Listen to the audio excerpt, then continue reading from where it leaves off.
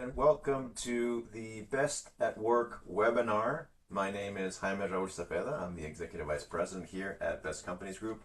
I'm also the Principal Consultant.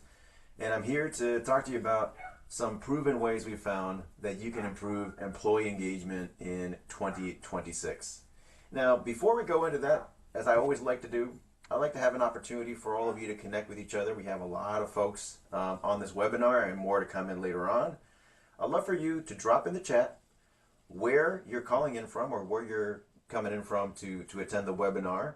And because I want to start a fight, what is your favorite type of pizza? You can talk about Detroit style, you can talk about Chicago style, New York style. There's even a California style, they say. I don't believe it. I haven't seen it. I'll share my favorite in a second. But yeah, share where you're calling in from and share what favorite kind of pie you all like. All right, we got a lot of New York votes coming in. Tavern style, love it. New York all the way. Okay, let's see. All the pizza. That is the right answer, Norman. Or from Norman, Oklahoma. That is the right answer. All the pizza.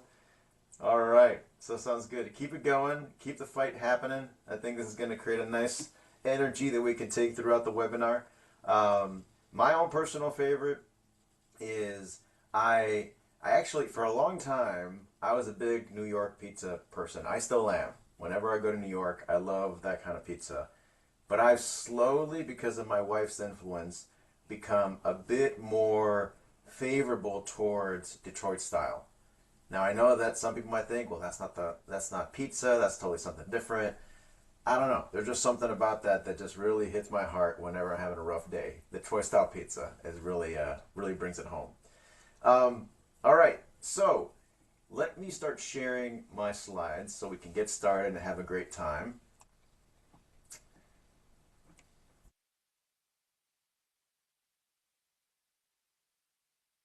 Here we go.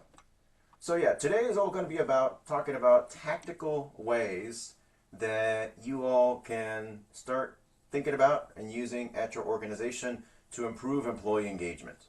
Now, we'll start out by talking about why we even want to care about this, right? Here's the problem that I see is the problem is not that companies don't care, right? Companies do care. Companies do care about these sort of problems. They care about what their employees think and how engaged their employees are. That's not the issue. The real issue here is that they respond to engagement problems with sort of like a random bag of activity. A survey here that creates a committee, and there's a wellness challenge, and then we talk about a new value statement, and maybe we create some kind of lunch opportunity, right, where we want to create and inject culture. And employees see that and they hear just noise, right? They know the difference between activity and progress. And if nothing is changing in their day-to-day work, then engagement work becomes really just theater, right? They're watching a play happen in front of them. And once employees think that it's theater, then trust becomes a lot more expensive to obtain. Now, a little bit about Best Companies Group, which is where I'm coming from.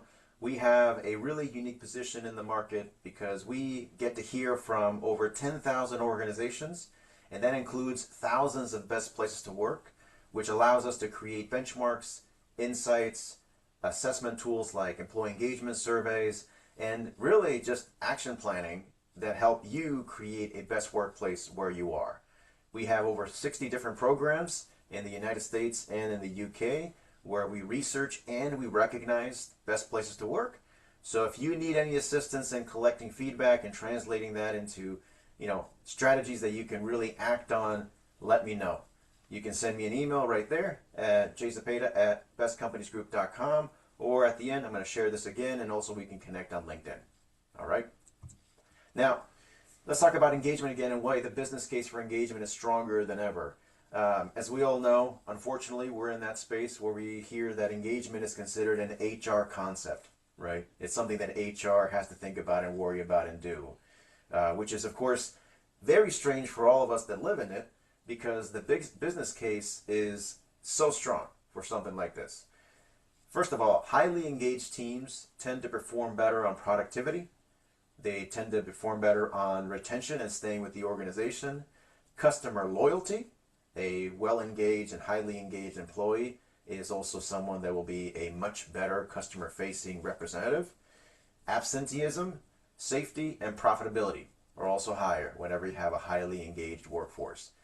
So those are not vibes, right? Those are not soft things that we can just try to sort of structure and hold on to in some way. That's operating performance. And engagement is not separate from the business. It is the condition that allows the business to really execute. If your people are checked out, they're there, and they're attending meetings and they're doing the work, but really they're not there. They're actually thinking about, the latest episode of Euphoria. Then your strategy is just really walking around carrying weight, right? It's not being activated. Whatever you end up thinking that your employees are doing, they're only half doing at best. Because the global engagement measures keep going down. There was a peak at around 2020, 2021, even though that peak was pretty sad as well. It was in the 30s of percent. But now 21% of employees are engaged. So that's only 2 out of 10 people walking around your office, walking around your site, walking around your store that are doing more than the absolute bare minimum to get the job done. And here's the scary part. Managers are really tired as well. Only 27% of managers are engaged.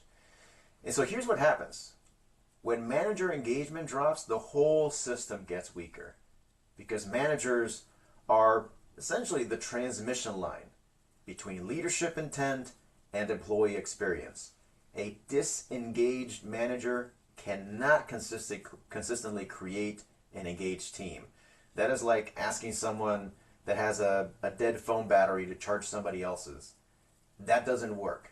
We need to always think about how are the managers a part of this plan and how are we supporting managers to create a highly engaged workforce. Small and mid-sized organizations also do not have to copy and should not copy a playbook from a Fortune 100 company.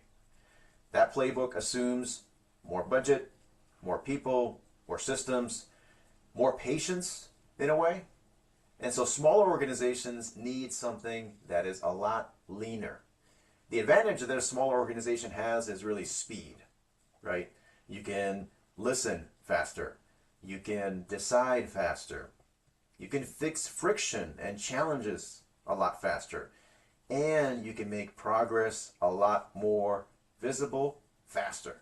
So limited resources here is not the problem. What really is the problem is complexity. Complexity slows things down. And simplicity, as we're going to go into our engagement system that I'm going to present here, is the strategy. Simplicity, not complexity. And one thing before I keep going forward, I forgot to mention, if you have questions as I'm going through this, please don't wait until the very end. There is a Q&A option that you can click on and ask your question. At the end, I will try to answer as many questions as possible, so please make sure that you add your question in there before you forget it. Okay? So, these are the 10 practices that we're going to discuss today. And they are not random tricks. There's essentially a rhythm, right, that we're going to try to build here as we go through them. You listen, then focus, clarify, equip, recognize, grow, protect, trust, act, and reinforce. That is how engagement becomes real. This is a system. So as much as you can, think about how do I implement all of these pieces that will create a nice, cohesive, self-enforcing mechanism.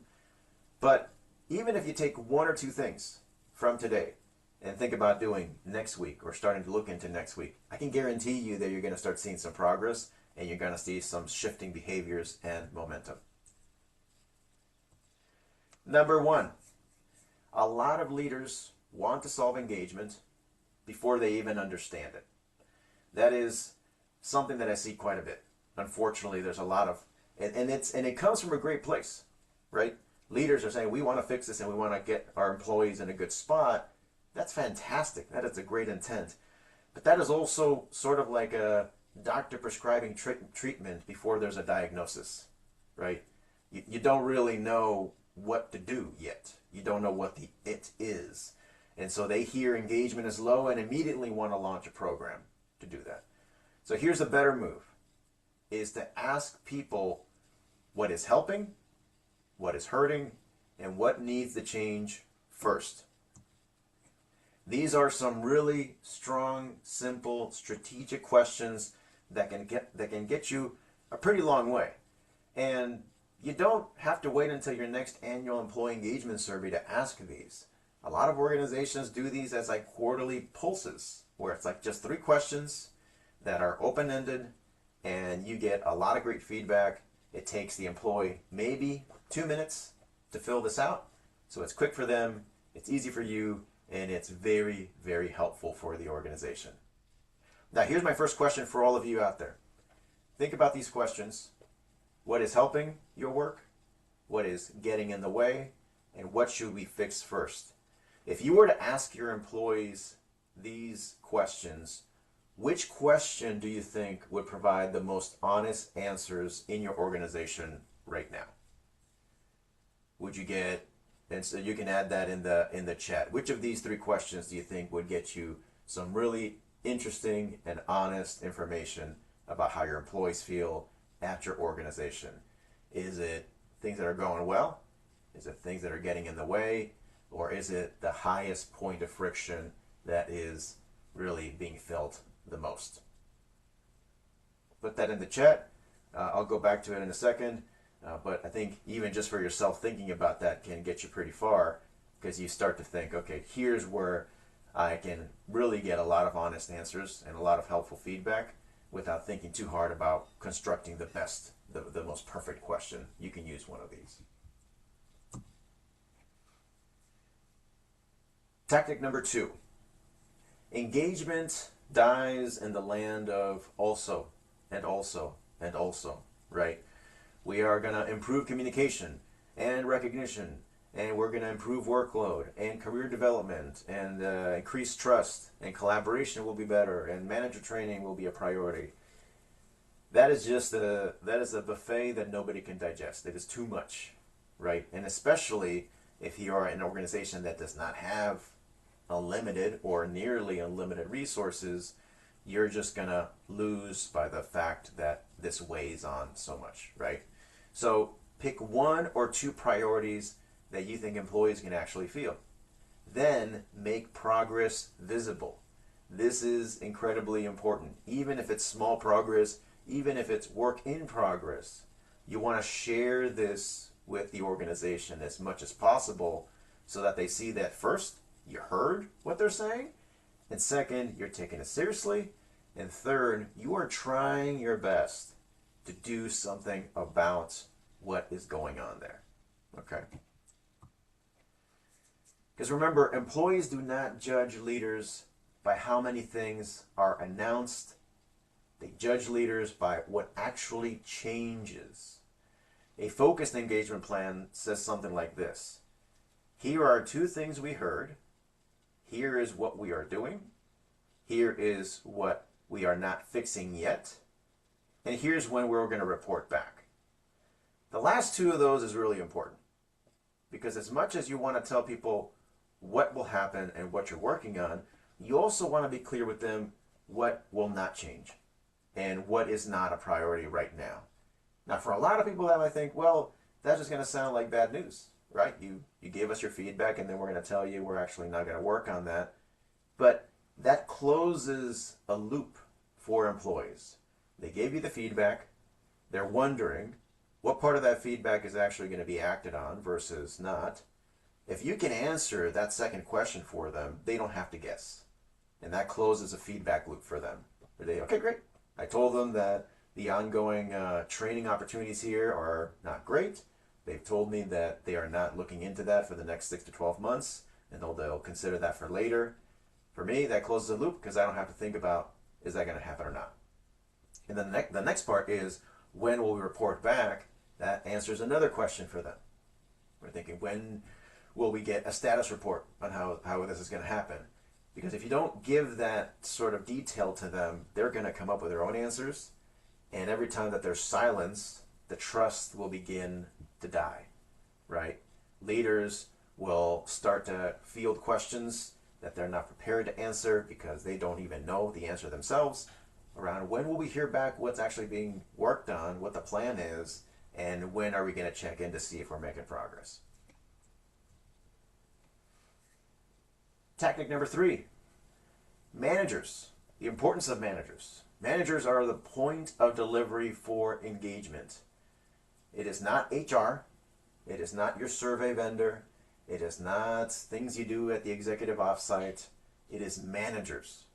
They are where clarity either gets sharper or it gets fuzzier, where recognition happens or it doesn't, and where workload either gets managed or just gets dumped on employees. If managers are inconsistent, engagement will be inconsistent. So the question is not, do we care about engagement? The question really that you should be thinking about is, have we equipped managers to create the conditions that engagement requires? Any plan that you're thinking about putting in place, or even that you're shaping in the moment, must have this question answered. How are we going to equip managers to create the conditions that this plan for improving engagement requires? Being a better manager, whenever we say that to someone, is pretty useless advice, right? It would be sort of like me telling somebody, hey, be healthier, right? And really not providing them much of a plan or details or tips on how to do that. And so what managers need is simple behaviors, not motivational fog. Give them these 5 questions that they can bring to their team, to their direct reports on a regular basis, right? What is clear? Help me understand what you understand. What is stuck? What are some things that are getting in the way of you doing your work? What support do you need? What do you need from me to be able to help you succeed? What did you learn, especially during times of crises or when things did not go as planned? Okay, we are trying to figure this out. We solve the problem.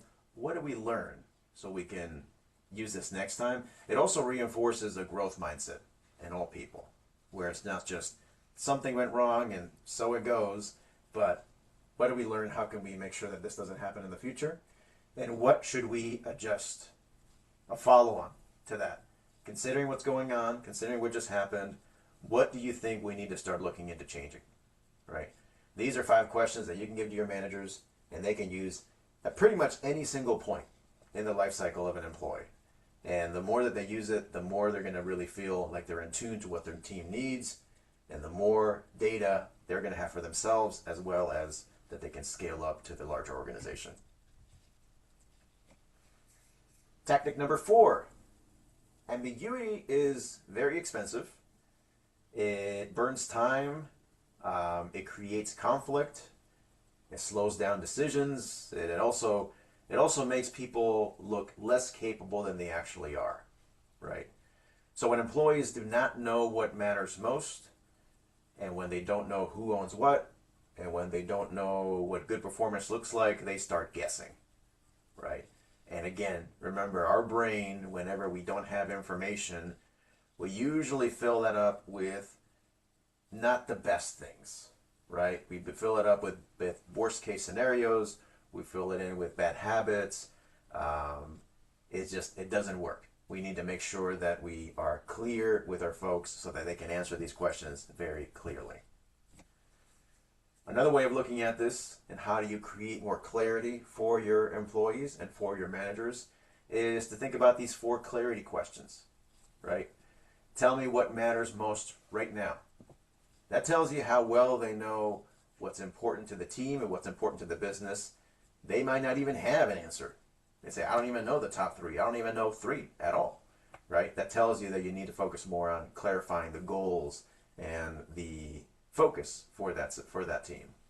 who owns which call.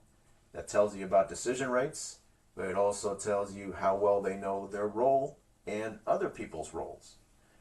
What does good look like at each transition? How do you work well with other teams to make sure that they are successful and you are successful and nothing gets dropped? And what can wait, right? How do we prioritize and deprioritize the work that we do? These are questions that you can give your managers to ask their people. These are also questions that you can think about asking in your employee engagement surveys, or in focus group conversations, whenever you're thinking about going deeper and understanding how clear are people on what we need to do to succeed here. These are some great questions that you can use that will get you some really interesting answers. All right, proven way number 5, build recognition into the work. Now remember, recognition should not be a personality trait. It should not depend on whether a manager is naturally warm or expressive, or the one that I like the best is good with people. As we know, a lot of managers say they're just not good with people. That's scary when a manager says I'm not good with people. Recognition should be built into the rhythm of the work. And the strongest way of recognizing someone is when it's specific. Tell them what the behavior was that you are praising. What are you praising exactly? Timely.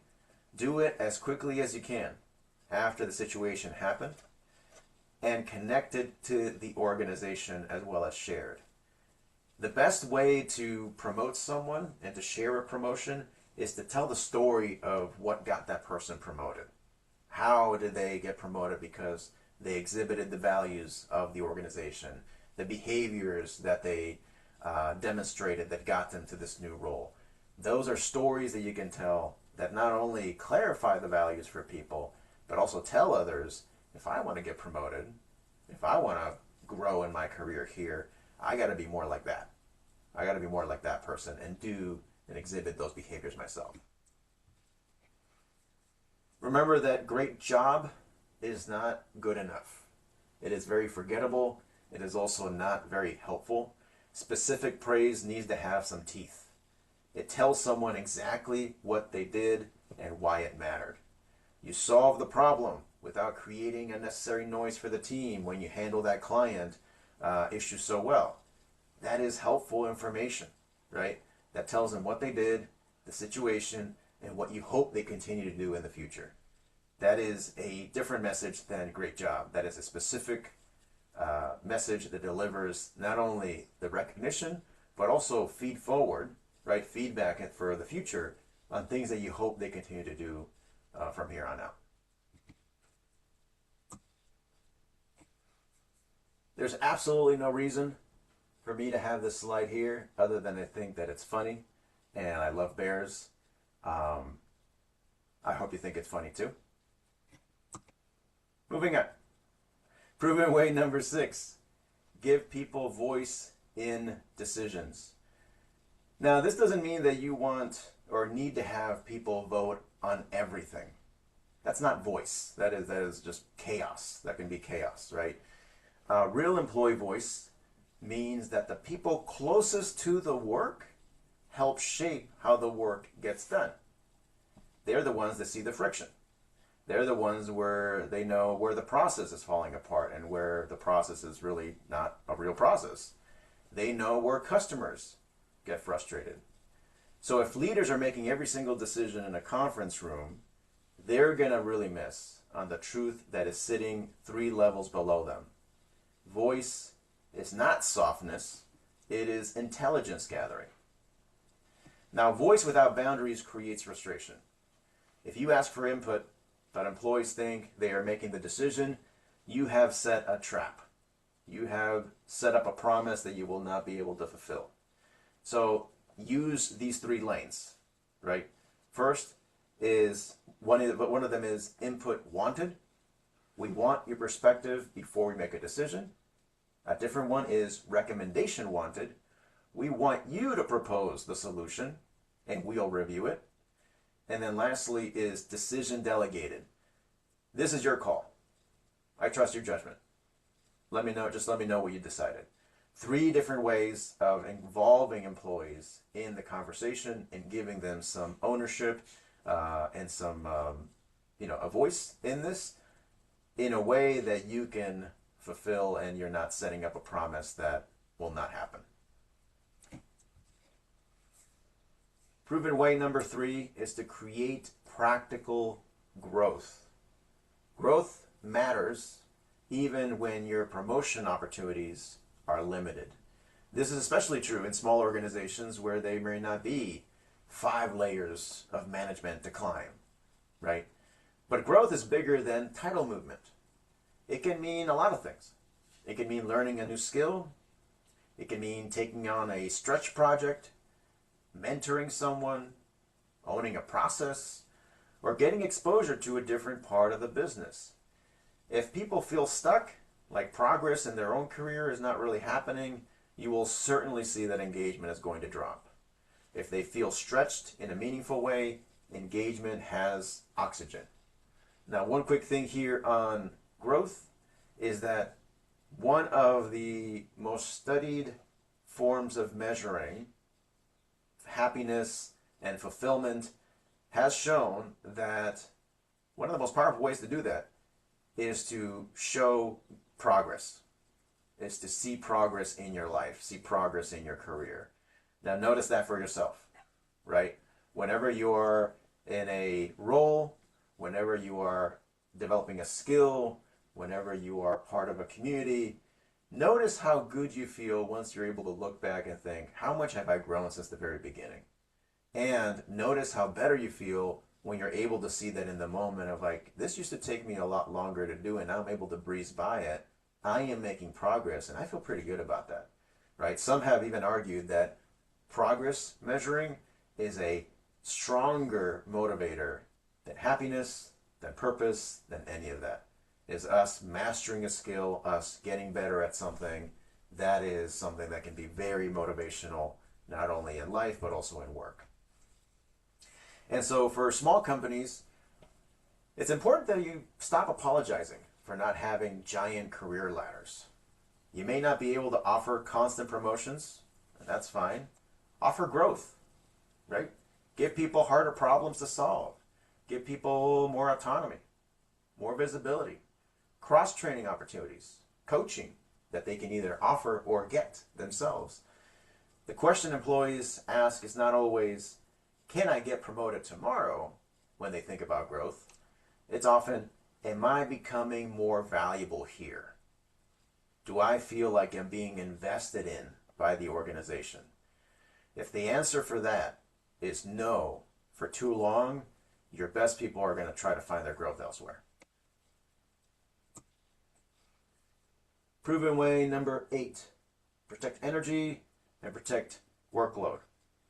Now, burnout is not solved by telling people to breathe and to meditate. Those things are great, and you should definitely do them. I personally am a big fan of meditation, but what you really need to do when we're thinking about protecting energy and workload is to fix workload, right? If employees are drowning in unclear priorities, they're drowning in broken processes, they're drowning in things that feels like nonstop urgency, then a wellness webinar is not going to work. Protecting energy means leaders make trade-offs visible, right? It means saying and hearing your leaders say, if this is now urgent, then what moves down, right? If we are now doing this and we're putting it to the top of the list, what from that list will be taken off or deprioritized, where it's just not now. We're just not going to do that now. You can't have ands here, right? If you have too many ands, then burnout will certainly come by. Because every yes creates a hidden no. The problem is that many organizations pretend that that's not the case. They keep adding work, and then they act surprised when quality drops or people start burning out. They run wellness webinars, and they think that just because by providing the tools or wellness opportunities and wellness benefits, they think that by providing those tools to employees, they'll be able to figure that on their own. But really what you need is a monthly workload reset. You need to have a conversation with your team that asks, what should we stop doing? What should we look into simplifying? What should we pause? What should we delegate? And what needs a clear owner? These are the things that are currently the glut of workload. They are the things that are getting in the way of your employees feeling good about the work they're doing, about them feeling like they can actually be successful in their role because they are able to juggle the right number of balls. It's the difference between doing that and between having employees that are taking a lot of days off, a lot of time off, a lot of sick leave, and eventually leaving because they are burnt out. Proven way number 9 is to build psychological safety. Psychological safety does not mean everyone is comfortable all the time. That is something that's going around, and people think that psychological safety means you can just say whatever you want to say and be whoever you are at any moment whatsoever. That is not the real concept. It means that people can ask questions, they can raise risks, they can admit mistakes, and they can challenge ideas early enough to prevent damage. Low psychological safety is expensive because problems go then underground. And underground problems do not disappear, they just fester, they compound. And silence is not alignment. Sometimes it is just someone being afraid but showing good manners. Psychological safety is built in the manager's reaction. Someone admits a mistake, someone challenges a plan, someone says, I'm not sure this is going to work. And then that moment teaches the rest of the team what is safe. If the manager's response is blame or defensiveness or sarcasm, then the lesson for the team is clear. The next time, you just stay quiet. You don't raise these issues. And so the better response is the manager saying, well, can you tell me a little bit more about how you got to that opinion? Or tell me what happened. Or what did you learn? What got you to this point? What should we change in the system? Who needs to know this information? The reaction here shows the team it is safe as well as encouraged to bring up tough issues and sometimes disagree with the highest paid person in the room. Technique number 10 is to follow through visibly. This one's very important because this one is often where engagement efforts go to die. It is not in the survey, it's not in the kickoff meeting, it's in the follow-through. The fastest way to damage trust is to ask employees for feedback and then poof, just vanish. Employees do not expect leaders to fix everything. Most people are more reasonable than leaders think. But what they do expect is an answer of some sort. What did you hear? Tell me what you heard about all the feedback we gave you. What will you change and what will you not change? And why? Silence creates cynicism that then you have to deal with. But visibility creates belief in the process. The most powerful engagement communication is often just very simple. You don't have to overcomplicate this. It can just be, you said this, we did this, we're still working on that, and we cannot do this now because. That's it. That could literally be the way that you construct your template in the follow-up to a survey and follow-up to a conversation that the leadership team has around the data. Here's what you said, here's what we're thinking about doing, here's what we're going to continue to work on, and we want to be honest, but these things we will just not be able to handle right now, and here's the reason why. Because performative engagement is everywhere. You ask for feedback, you publish vague themes, you create a task force, you send a cheerful email, but then nothing happens. And that is one of the fastest way to start killing the intent of employees to give you more feedback in the future. One of the most important things here around how engagement works is that engagement is often, if not almost exclusively in most companies, local. Culture is experienced team by team. You can have two employees that work at the same company, under the same brand, with the same values on the wall, and have completely different experiences. One has a clear manager, reasonable workload, and they feel they have a voice in how things get done. The other one has chaos, silence and favoritism. That's the same company, but completely different reality. And that is why engagement work has to reach the team level. Company culture may be declared at the top, but it lives locally. And that's why it's so important when you're looking at the data that you get back from a survey to not just look at the overall results, but really start to find your pockets of greatness and pockets of concern. Right? Take a look at the different groups, and ideally, if you can, the different cross sections, groups within groups, that tell you where are some areas that I know are working really well because they're thriving here. And maybe I could even ask that team and ask that manager, what are you doing to create this kind of culture and use that elsewhere? Or some areas where things are obviously not going well and we need to intervene. Perks cannot compensate for disrespect. So you can offer a lot of fancy perks like snacks and swag and flexibility and a beautiful office. But if the culture tolerates disrespect, it tolerates exclusion, unethical behavior, or abusive leadership, people will eventually leave or disengage. And I want you to think about trust as central to how all this works. And a good way of thinking about that is thinking about trust withdrawals and deposits, right? So every time that you do something or your managers do something, it's either depositing into the bank of trust or withdrawing from the bank of trust. If a manager tells the truth, that's a deposit. If they hide the ball on how things are actually, what actually is going on, that's a withdrawal. They make a clear decision, that's a deposit.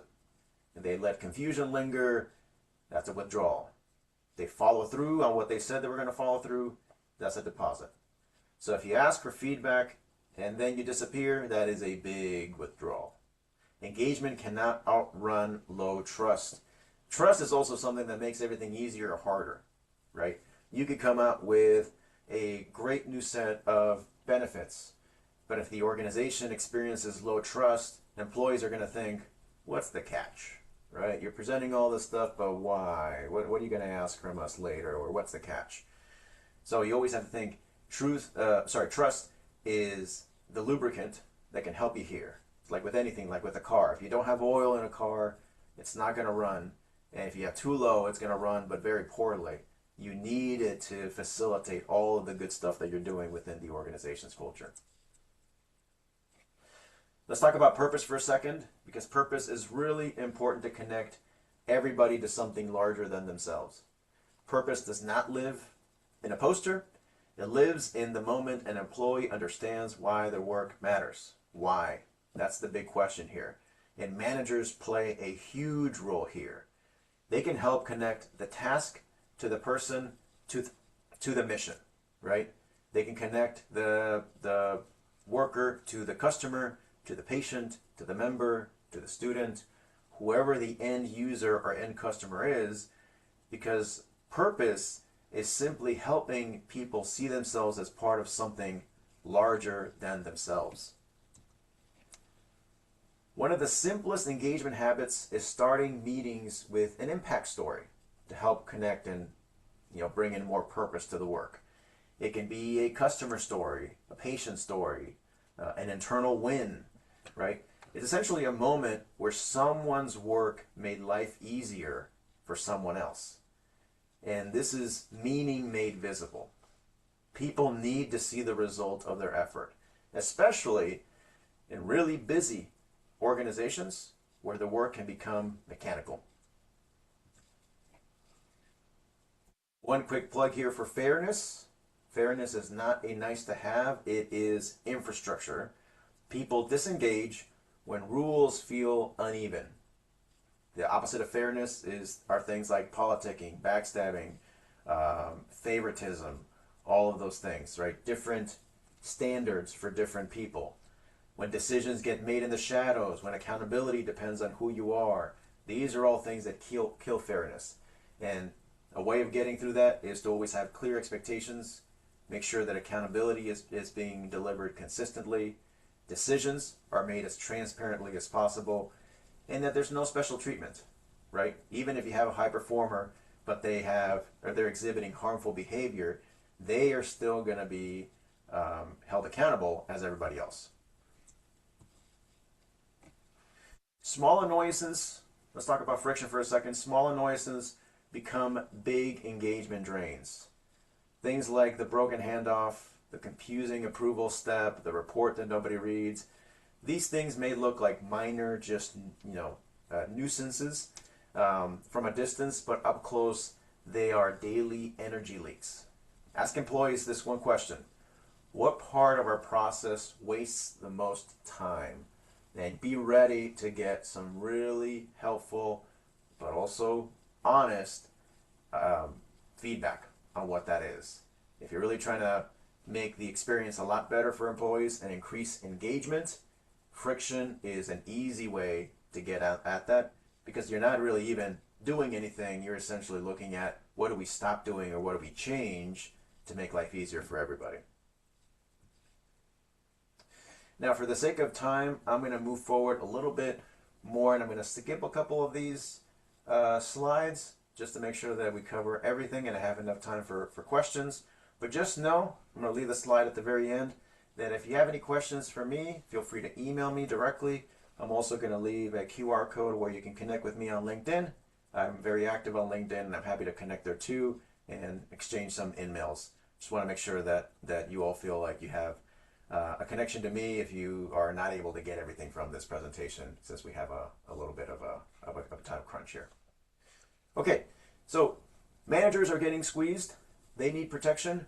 Senior leaders want performance. Employees want support. HR wants follow-through. Customer wants needs or wants speed. But the manager is standing in the middle of all of this, right? They're getting squeezed. If managers are burnt out, undertrained, or really just even unclear of what to do, the team is going to feel it. So we really need to support managers. That is not favoritism in any way. It is a strategy for overall wellness and health of the organization. You cannot create engaged teams by exhausting the people responsible for creating the daily team experience. And so one way of doing this is to give managers some helpful tips, templates, one-on-one questions, things that they can use right away. These are tools that they can use next Tuesday during their team meeting. They could be a team meeting template. It could be one-on-one questions. Any of these things will really be helpful, because remember that sometimes managers are not naturally good communicators, and we need to help them out as much as possible. They may be really good at the technical aspect of the work, but they need a little bit more assistance on how to create a culture, create cohesion, and create a real team. Now, limited resource organizations can do a lot of good by stopping to do some things, right? They need to stop launching broad culture campaigns that nobody can define. They need to stop running complex surveys when you don't have the capacity to act. They need to stop doing one-time trainings with no reinforcements, right? And they need to stop pretending that perks will fix workload, trust, or poor management. Now, the good news with this last one is a lot of organizations that I work with are thinking, okay, well, how do we improve our benefits? How do we improve our perks, our programs? And I often tell them, you can save yourself a lot of money by not going down that route, and instead looking at the data that came from your employee engagement survey or your pulse survey and thinking about changing behaviors, right? If you're looking at a high ROI where you spend little and get a lot, you can get a lot more traction by looking into the behaviors that senior leaders, the organization, or managers are exhibiting, and how do we change that versus spending a lot of money on improving your benefits or your perks. Now, what's the executive role in all of this? Now, the executive does not need to personally own every engagement action, but they absolutely need to own the standard, because they will choose priorities. They are in charge of removing barriers. They decide what gets funded. They decide what behaviors are tolerated. What's the standard for that for behaviors? They decide whether follow-through matters. And so employees watch executives very closely because executive behaviors tell the organization what is real. If leaders say engagement matters, but they reward toxic performance, then the real message is obvious. Remember that culture is not what leaders say, it is what leaders permit.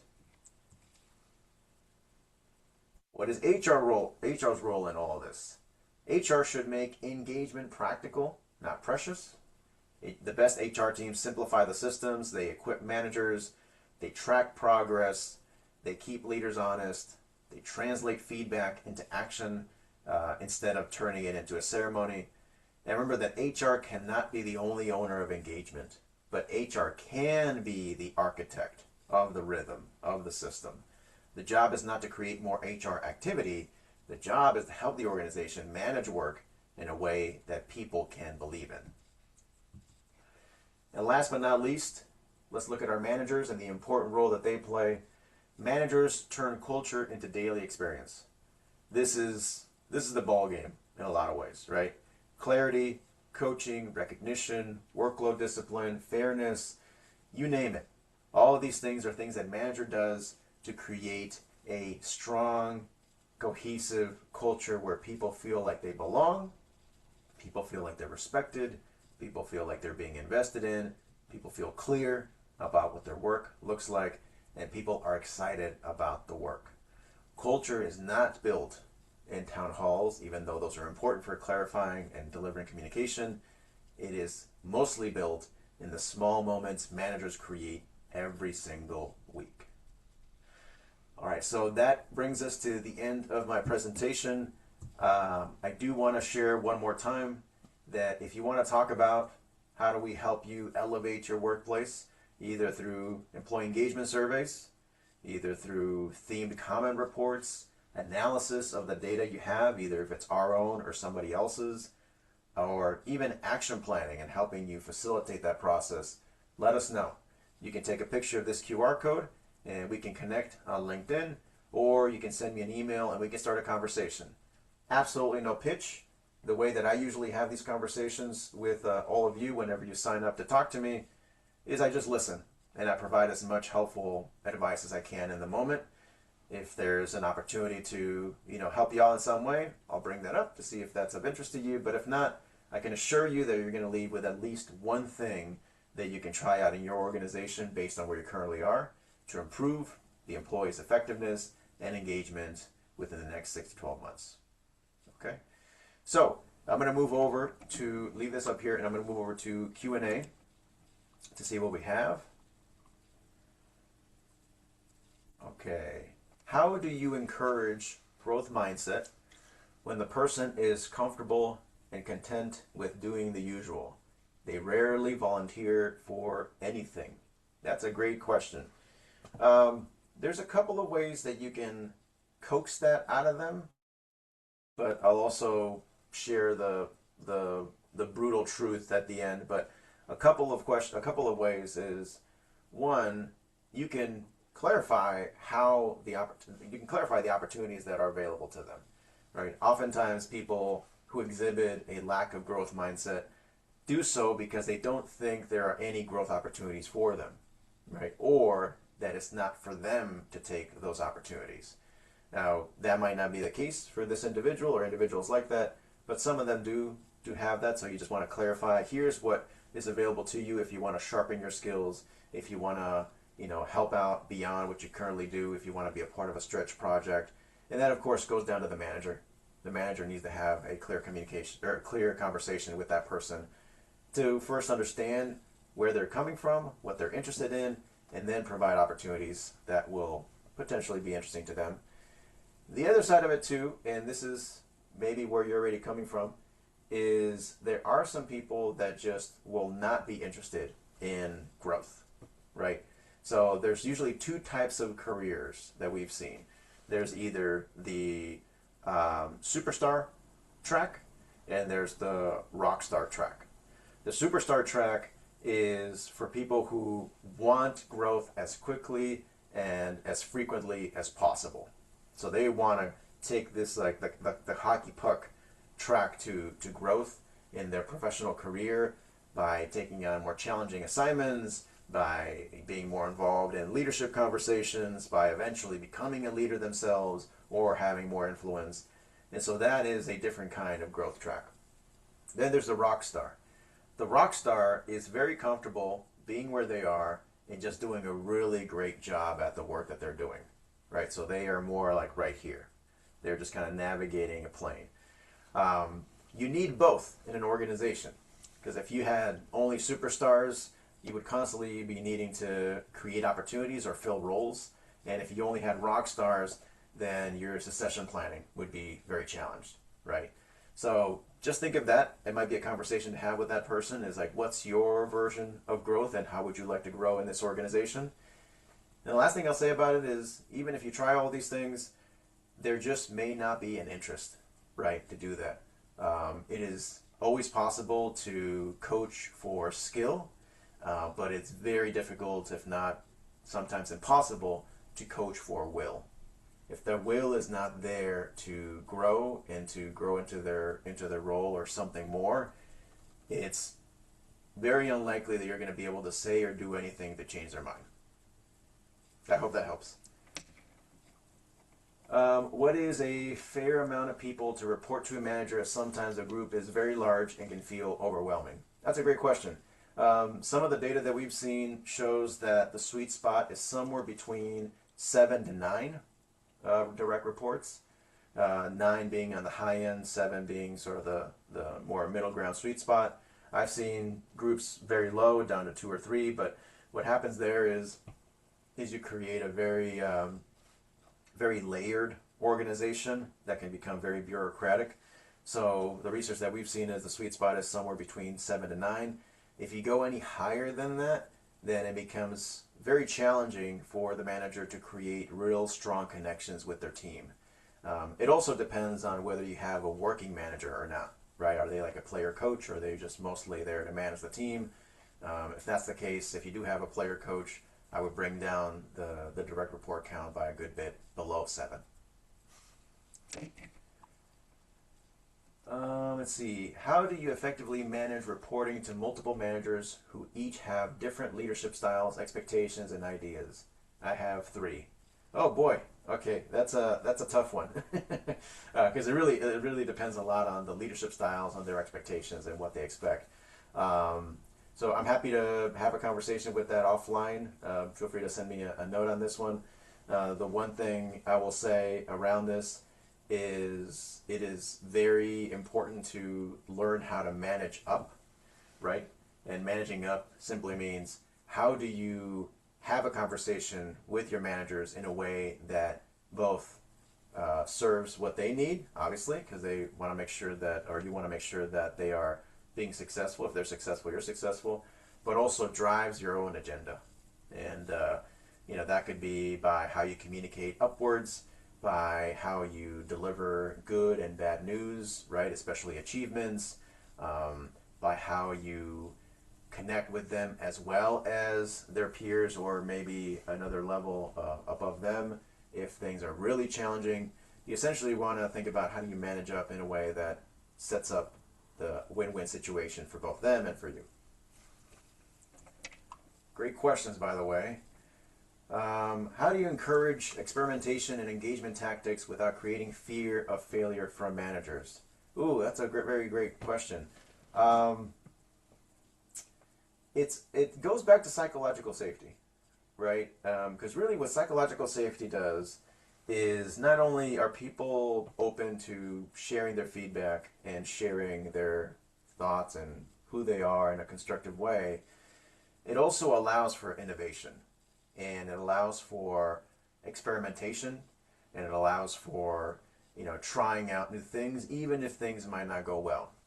And so, depending on the situation, because I don't know obviously enough about what the exact situation is wherever the conversation is happening, you want to make sure that the leader in that room, or leader in that conversation, or as I like to call it sometimes, the most highly paid person in the room, is setting up a space where people can feel psychologically safe to share their thoughts and ideas and tactics, right? If when somebody brings up something, they're immediately shut down because the most highly paid person in that room says, well, that's not a good idea. It's not going to happen. We've tried it before. That's not what works here. Everybody else in that room has learned a lesson to be much more careful in bringing up ideas and innovation, right? So that's one. Another thing, and this is much more tactical, this is something that can be done in meetings where these things might come up, right? So think of the next meeting where you want to encourage people to be much more innovative in their experimentation, right, to what they want to try out with their teams, is the highest paid person in that room or the one with the most influence should raise the issue, present the question, right? Like, how do we, what kind of tactics can we think about to increase engagement, everybody? And be the very last person to say anything, right?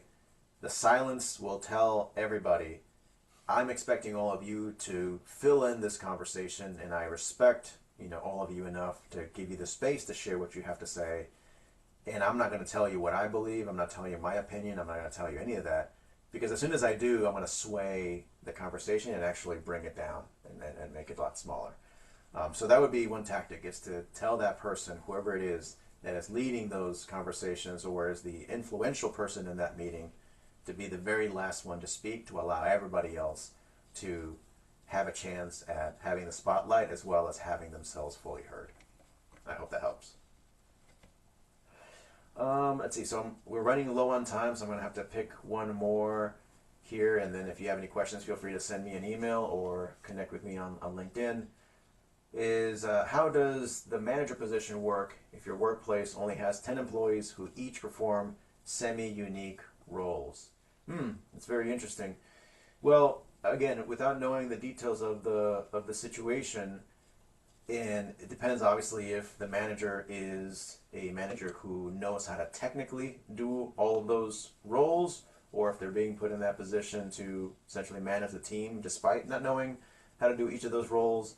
Is you want to help that manager think more as a coach and less as a typical traditional manager, right? And by that I mean is helping them be more comfortable asking questions, getting the answers from their team versus providing the answers, and creating a space where people can, bring situations, but he or she then creates a question and a conversation that helps those people find their own answers in a conversational way, right? So, because remember, a coach does not have to know everything about what's going on. If anything, some of the best coaches are those that don't have all the information, and so they have to ask a lot of questions. And so when you have to ask a lot of questions, you are able to tease out answers from those around you and help them help themselves. All right, I hope that helps. All right, thank you, everybody. Once again, I would love to connect with all of you, either on LinkedIn or with email. I hope this was helpful, and I hope to, or I'm looking forward to seeing all of you at the next webinar. Until then, be well, do good, and be the best. Farewell.